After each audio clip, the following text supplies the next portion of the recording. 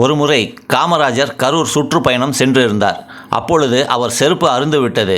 செருப்பு வாங்க கடை ஒன்றின் முன் கார் நின்றது. காமராஜரை பார்க்க கூட்டம் கூடிவிட்டதால் போக்குவரத்துக்கு இடைஞ்சல் ஏற்படும் என்று தங்கும் விடுதிக்கு சென்று விட்டார்.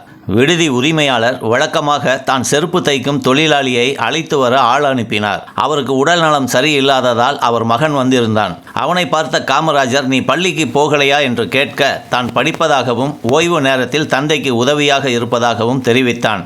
உனக்கு செருப்பு அளவெடுத்து தைக்க தெரியுமா என்று காமராஜர் கேட்க, நான் தைத்து கொடுக்கும் செருப்பை போட்டு பார்த்து நீங்களே சொல்லுங்கள் என்றான். பிறகு காமராஜரின் கால் அளவை எடுத்துச் சென்றான். அடுத்த நாள் வந்த அந்த சிறுவன் பையிலிருந்து பளபளக்கும் ஒரு புது ஜோடி செருப்பை எடுத்து, ஐயா போட்டு பாருங்க என்று கீழே வைத்தான். காமராஜர் செருப்பை அணிந்து நடந்து பார்த்தார். கச்சிதமாக இருந்தது.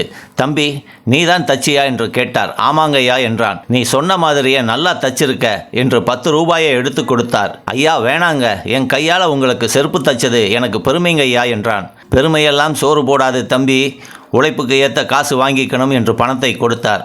ஸ்கூலுக்கு போகிறத மட்டும் நிறுத்திடாத, படித்தாதான் முன்னுக்கு வர முடியும் என்று அக்கறையுடன் சொல்லி அனுப்பினார். பள்ளிகளை அதிகப்படுத்தியது, வயிற்றுப்பசிக்கு மதிய உணவு, ஏழை பணக்காரன் என்ற வித்தியாசம் மாணவர்களிடம் இருக்கக்கூடாது என்று சீருடை, இப்படி மாணவர்களுக்காக பல திட்டங்களை உருவாக்கியதால் தான் அவரை கல்வி தந்தை என்கிறோம். ஆனால் இன்று சாராயம் காய்ச்சியவர்கள் பெரிய மனிதன் சாயம் பூசிக்கொண்டு மேலும் சம்பாதிக்க கல்லூரிகளை திறந்து கல்வி தந்தை ஆனதுதான் தாங்க முடியாத கொடுமை.